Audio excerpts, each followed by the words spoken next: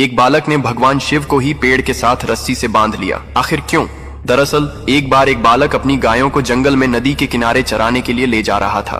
तभी उसने देखा कि एक महान संत अपनी आंखें और नाक बंद कर गहन योग साधना में लीन है। बालक थोड़ी देर तक संत को बड़े ध्यान से देखता रहा। कुछ समय बाद उससे रहा नहीं गया और उसने उत्सुकता से संत से पूछ ही लिया कि वे यह सब साधना क्यों कर रहे हैं। संत ने जवाब दिया, मैं भगवान शिव के दर्शन प्राप्त करने के लिए यह साधना कर रहा हूँ। थोड़ी देर बाद संत वहां से चले गए। संत के जाने के बाद बालक ने भी उन्हीं योग क्रियाओं को दोहराना शुरू कर दिया। उसने संकल्प लिया कि आज वह भगवान के साक्षात दर्शन करके ही रहेगा। बालक ने अपनी आंखें बंद कर लीं और नाक को जोर से दबा लिया। सांस रुकने से उसकी प्राण निकलने की स्थिति आ गई। उधर कैलाश पर्वत पर भगवान शिव का आसन डोलने लगा। शिवजी ने ध्यान लगाया और देखा कि एक बालक उनके दर्शन की लालसा में कठोर तपस्या कर रहा है। बालक के हठ और भक्ति से प्रसन्न होकर भगवान शिव तुरंत प्रकट हो गए। वे बोले, अरे ओ बालक, बस करो अब तुम्हारी यह तपस्या, मैं स्वयं तुम्हें दर्शन देने आया हूँ। बालक ने आंखें बंद रखते हुए ही इशारे से पूछा, आप कौन हैं? भगवान शिव ने उत्तर दिया,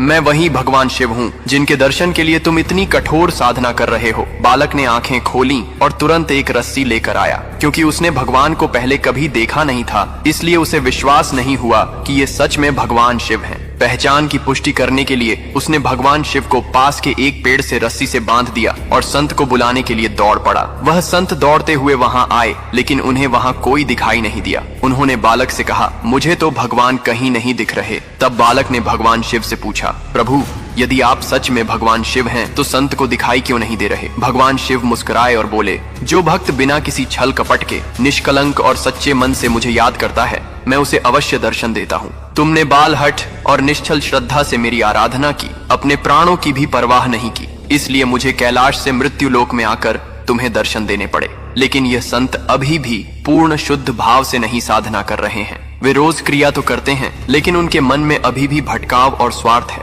इसलिए मैं उन्हें दिखाई नहीं दे रहा, पर तुम्हें प्रकट रूप में दर्शन दे रहा हूँ।